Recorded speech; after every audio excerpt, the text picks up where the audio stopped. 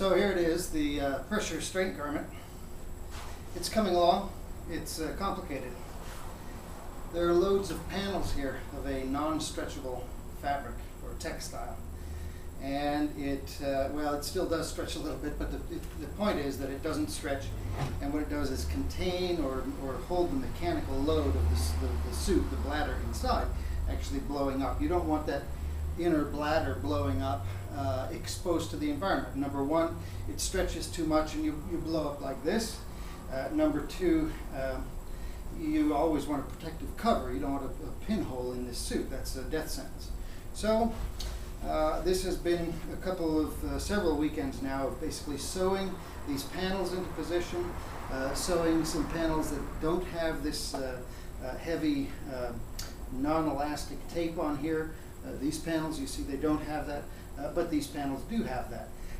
Also sewing positions for the through holes. Basically, the suit has a number of through holes, and they are places where gas either comes in or goes out, or an electrical supply to heat the suit goes in, and also an electrical out, which is, or in and out, which is communications.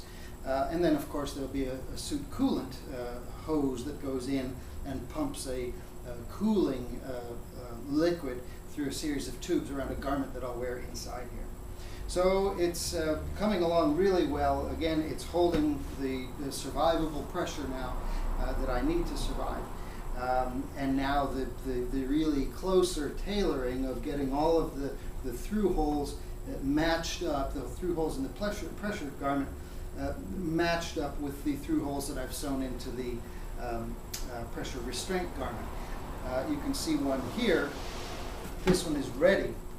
I haven't quite prepared it yet, but basically I've sewn this patch on. It's a reinforcement, and now that I know that the suit is sort of perfectly suited to the restraint garment, now I'll cut the hole through here to make a new through hole. This will be pressure in, this will be pressure out. This is breathing gas in, breathing gas out, and there'll be a new one or two here that are for those other functions I mentioned. So it's going pretty well. A lot of work, very interesting and detailed work. And I was just reading today that even a few billion years ago, one of the central transformations in evolution, in the evolutionary process, was the nature of the barrier between the organism and its environment. Very interesting. There's a cytoskeleton in the eukaryotes. Those are us, essentially. Those are the multicellular life forms. And that's a different barrier, a different membrane, essentially, a different barrier between the individual and the cosmos, the universe that individual lives in. And there's a very interesting transformation very early on in the history of life forms. So it's interesting to be building this thing and to tie it even to biological evolution, and to consider, well, what are the parallels?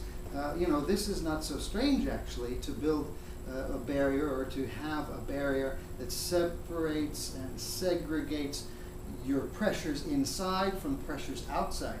Early on, the life forms didn't have a barrier that could resist pressure from outside. Well, I'm doing the reverse here. I'm resisting the lack of pressure here, and I'm keeping a bubble of pressure around my body.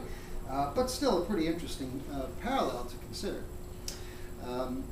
And so, again, one of the things that I'm trying to do is connect up the world of biological evolution with the world of human evolution, the world of exploration, the world of equipment design. I'm trying to, or I'm increasingly, as I think about it and work on the project, I'm integrating these things together in a way that is different from simply building, oh, I want a spacesuit or a pressure suit to use to pop up in the stratosphere, look around a little bit, and maybe jump out and parachute down in a spectacular display.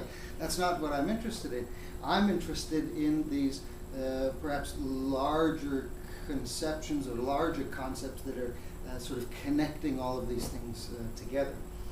And it all really does connect to evolution, the evolutionary process, not in a necessarily progressive sense. This isn't the sort of ascent of man.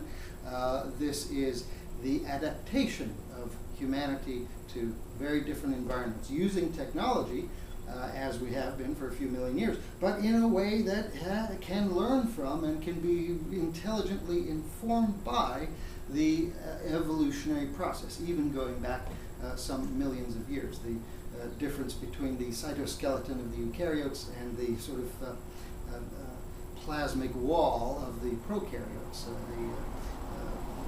much earlier form of life. So there we go. The pressure restraint garment starting to fit on now to the pressure bladder, which is really holding the pressure very well now, finally. That's it.